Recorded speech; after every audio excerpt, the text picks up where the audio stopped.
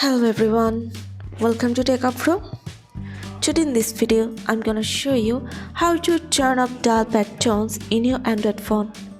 Before starting the video, please subscribe to Techavro. So, let's get started. For this, you have to open your settings. Now scroll down. Now go to Sounds and Vibration. You can scroll down.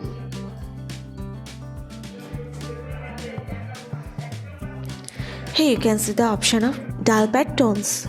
If you want to disable this, you just have to turn off the button. That's it. So this is how to turn off dial pad tones in your Android phone. So guys, that's it. You can do this. I think this video is very helpful to you.